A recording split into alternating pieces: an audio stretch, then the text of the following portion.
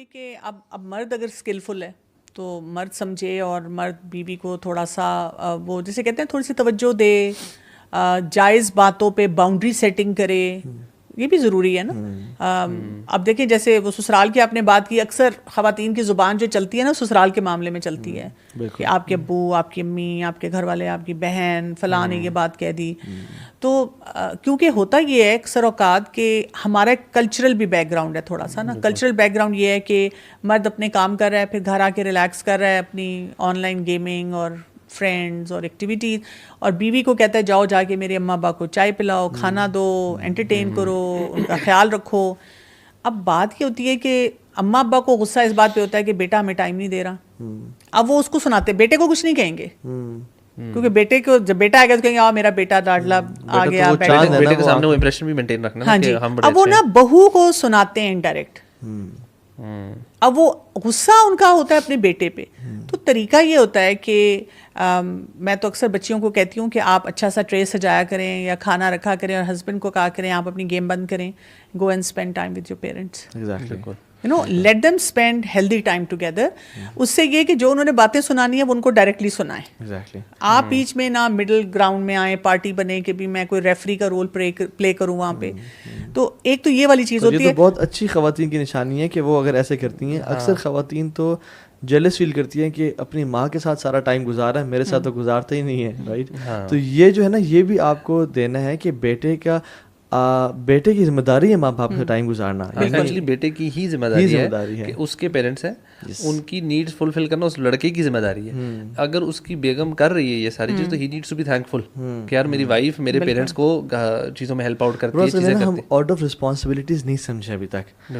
मर्द का जो ऑर्डर ऑफ रिस्पॉन्सिबिलिटीज है ना, वो ये है कि सबसे पहले पेरेंट्स हैं, फिर वाइफ है, फिर किड्स हैं और फिर उसके रिलेटिव्स हैं। औरत का भी सेम है, लेकिन जैसी औरत की शादी होती है, this changes and this shuffles. वो पहले माँ बाप थे, फिर जो है ना उसके शादी से पहले बहन भाई थे, रिलेटिव्स थे।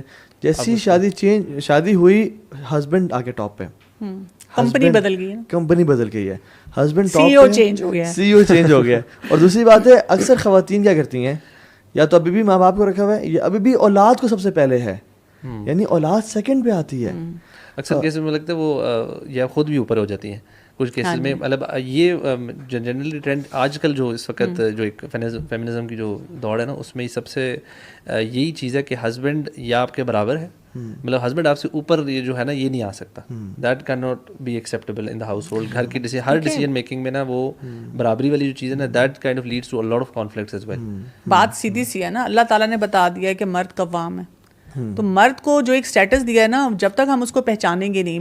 मेरे इसमें भी दो चैलेंजेस होते हैं। एक ये कि खवातीन मर्द को कवाम माने और मर्द कवाम बन के दिखाए। अच्छा, इसमें मैं चाहूँगा यहाँ पे हम डिस्कस भी कर लें कवाम की डेफिनेशन एग्जैक्टली, इसको भी डिस्कस कर लें। कवाम का मतलब मर्द पता क्या समझते हैं, वो चौधरी आ गया, सारे बैठ जाओ, सब छुप जाओ, डर जाओ, ठीक है, अभी हर की मेरी खिदमत में लग जाए। ये कवाम का मतलब नहीं है। कवाम का मतलब अथॉरिटी चलाना नहीं है। कवाम का मतलब होता है गिरते हुए को थामने का नाम कवाम है। रिस्पॉन्सिबिलिटी का नाम है ना, रिस्पॉन्सिबिलिटी का नाम है। आप उसकी सिक्योरिटी को, उसकी सेंस ऑफ सेल्फ रिस्पेक्ट को प्रोटेक्ट करें, आप उसको सेंस ऑफ ये जो सेल्फ सिक्योरिटी है उसको प्रोटेक्ट करें, और आप उसको you should make her feel completely comfortable in your house and like a princess. जैसे मैंने आपको कहा ना कि कोई भी कंपनी होती है, ऑर्गेनाइजेशन होती है, उसका जो CEO होता है जी, उसका जो रोल होता है कि उसने अपनी कंपनी को होल्ड अप करना होता है ना, सबको अपनी जगह पे रखना होता है, फैसिलिटेट करना होता है, एक विजन के साथ चलना होता है।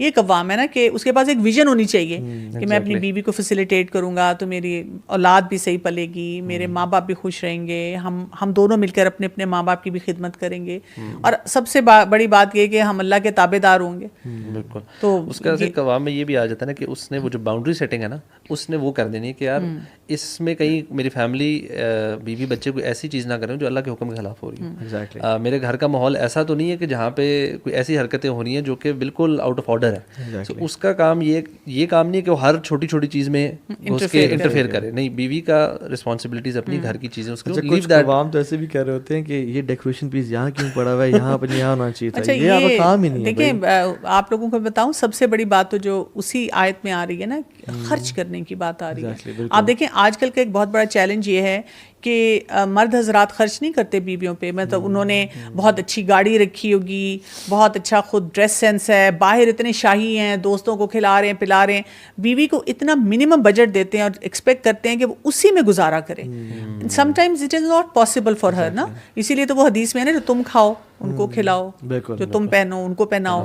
तो ये इसलिए कहा गया है कि जो मर्द अपने लिए स्टैंडर्ड रखे वही बीवी को भी दे, और बीवी के पास भी एक यार्ड स्टिक हो कि अच्छा जी अगर वो खुद नहीं इतना अफोर्ड कर सक रहा और वो खुद भी इतना लिबास नहीं इतना पहनता या खाता पीता तो ठीक है, फिर वो मुझे भी अगर काम दे रहा है तो बात समझ आती है ना।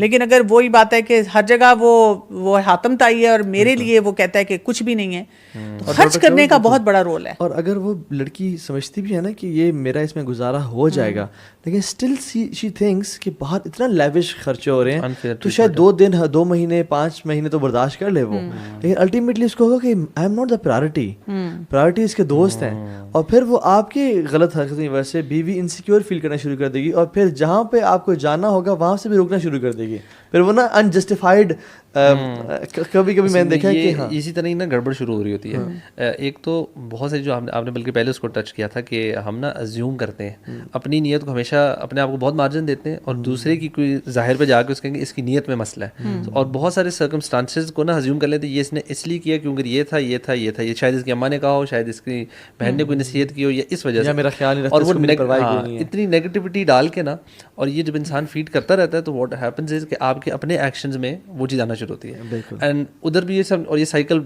एक चीज़ से 2 से 3 से 4 5 और फिर आहिस्ता आहिस्ता वो अवॉइडेंस पे जाना शुरू हो जाता है, जहाँ पे हालात बेहतर हो ना, जहाँ पे लड़ाइयाँ कम होती हैं वहाँ पे अवॉइडेंस शुरू हो जाती है। अच्छा ये भी होता है कि ये जो हम बात कर रहे हैं ना कि जैसे अगर एक बीवी जाके जायज़ तरीके से हस्बैंड से कहती है खर्चा, तो वो जो आपने रेफरेंस दिया था रसूलुल्लाह सल्लल्लाहु अलैहि वसल्लम का कि उन्होंने बीवियों को अलग कर दिया, वो फ़ौरन उस आयत का रेफरेंस देते हैं, मैं भी तुम्हें अलग कर दूंगा, और उन्होंने खर्चा मांगा था, बहुत रेफरेंसेस हैं। मतलब बात ये है कि अगर एक वो जायज़ खर्चा मांग रही है, उसकी ज़रूरत है, तो आप उसको, और इन यू कैन अफोर्ड इट ना, उनका स्टेटस देखें, वो उन सर्कमस्टांसेस उस वक्त देखें।